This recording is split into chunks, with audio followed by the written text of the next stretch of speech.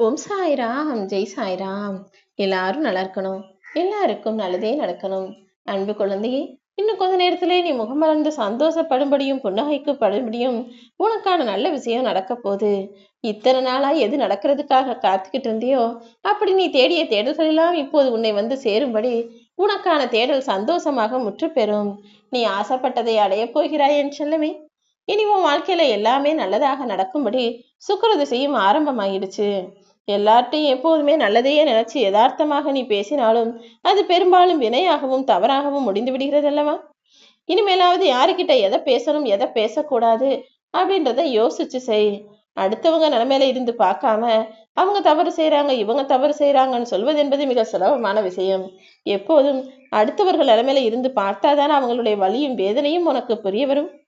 என்னைக்காவது ஒரு நாள் எல்லாம் மாறிடும் நினைச்சுக்கிட்டே இருக்கின்றது பதிலா எல்லாவற்றையும் மாற்றுவதற்கான முயற்சிகளை இன்றே நீ செய்ய தொடங்கிவிடு. வாழ்க்கைன்றது அவ்வளவுதான். ஒரு நாள் எல்லாம் மாறும்னு யோசிச்சுக்கிட்டு இருக்கிறதுக்கு பதிலா நீ மாறிட்டீனா எல்லா விஷயங்களையும் சரியா செய்ய தொடங்கிட்டீனா உன் வாழ்க்கை தானாகவே மாறிவிடும் அல்லவா? எப்போதும் மனசு சந்தோஷத்துல இருக்கும் போதும் சரி அல்லது கோபத்துல இருக்கும் போதும் சரி அல்லது வருத்தத்துல இருக்கும் போதும் சரி நான் உங்களுக்காக இதை செய்யறேன் அதை செய்யறேன்னு யாருக்கும் வாக்குறுதி கொடுத்து விடாதே. ஏன்னா வாக்கு கொடுப்பது கூட ஒரு வகை கடன் தானே. நான் உங்களுக்காக இது தர்றேன் அதை செய்யறேன்னு சொல்லிட்டீனா அது நீ அவர்களுக்கு கடன் பட்டது போல. நீ அதை செய்து முடிக்காத வரையிலும் நீ கடனாளியாகத்தான் இருப்பாய்.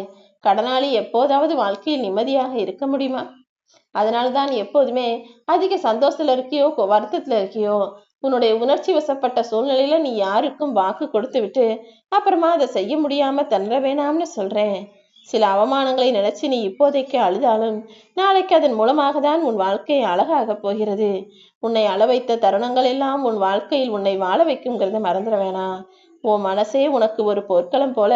நீ என்ன விஷயம் யோசிச்சாலும் அதை பற்றி வாதாடுவதுமாக குழப்பமடைவதுமாக இருக்கிறதா? உன் மனசு உனக்கு 1000 விஷயங்கள் சொன்னாலும் அது எல்லாவற்றிலும் எது சரி என யோசிச்சு அது சிறப்பாக முடிவெடுக்கக்கூடிய ஆளாக நீ தான் இருக்கணும். உன் மனசுக்கு ஆணையிடும் தளபதியாக நீ இருக்க வேண்டுமே தவிர உன் மனசு சொல்ற எல்லா விஷயங்களுக்கும் அடிபணியக்கூடிய சிப்பாயாக வேலைக்காரனாக நீ இருக்காதே. உன் மனசுக்கு இதை செய் இதை யோசனை செய்யு நீ தான் கட்டளை இடணும். அப்படி இல்லைன்னா உன் மனசு உன்னை வழி பண்ணிவிடுமேன்னு சொல்லமே. ஏதாவது ஒரு விஷயம் புரியலைன்னா அவங்களுக்கு புரிய வைக்கலாம். தெரியாதவர்களுக்கு தெளிவுபடுத்தலாம். ஆனால் புரிந்தும் புரியாதது போல நடப்பவர்களிடமும் தெரிந்தும் தெரியாதது போல நடிப்பவர்களிடமும் விளக்கம் கொடுப்பதை விட விலகிச் செல்வதுதான் உனக்கு நல்லது. ஏன்னா ஒரு சிலருக்கு என்னதான் விஷயம் எல்லாம் தெரிஞ்சாலும் அவங்க நினைச்சதுபடி விஷயம் நடக்கணுன்றதுக்காக சில விஷயங்களை தெரியாதது போல நடிச்சுக்கிட்டும் புரியாதது போல பேசிக்கிட்டு இருப்பாங்க. அப்படிப்பட்ட மனிதர்கள் யார் என்பதை கண்டு கொண்டால் அவர்களை அப்படியே விட்டு விட்டு விலகி போய்விடு என் செல்லமே. ஏன்னா நீ சாதாரணமா உன் வாழ்க்கையை வாழ்வதும் ஜெயிப்பதும் சுலபம்தான்.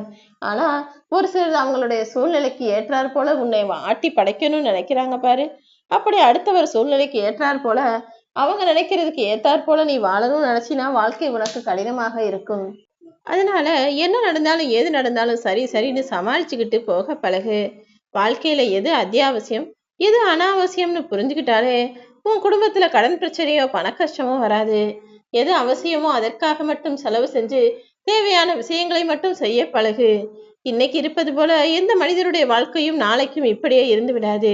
ஒண்ணு அவர்கள் வாழ்க்கை உயரும் இல்லாட்டி தாழ்ந்து போகும். இங்கு பணத்தாலும் குணத்தாலும் மனிதர்கள் மாறிக்கிட்டே தான் இருக்காங்க.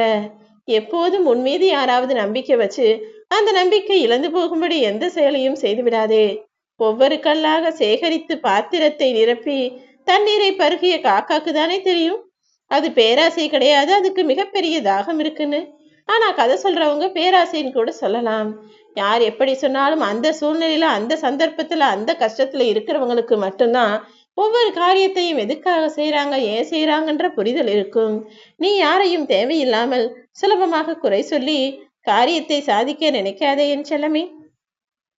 என்னுடைய திறமை இதுதான்னு வீறிட்டு காட்டுவதை காட்டிலும் தகுதியை தக்க வைத்துக் கொள்வதுதான் தன்மானத்தின் அடையாளம். உன்னுடைய தகுதியையும் திறமையும் அதிகமாக்கிக்கோ. நிச்சயமா நீ ஜெயிக்கிறதுக்கு ஏத்தாற் போல உன் வாழ்க்கையில எல்லா விஷயங்களையும் நான் நல்லபடியா நடத்தி முடிப்பேன். நீ நிச்சயமாக உன் வாழ்க்கையில உயர்ந்த நிலைமைக்கு வருவாய்.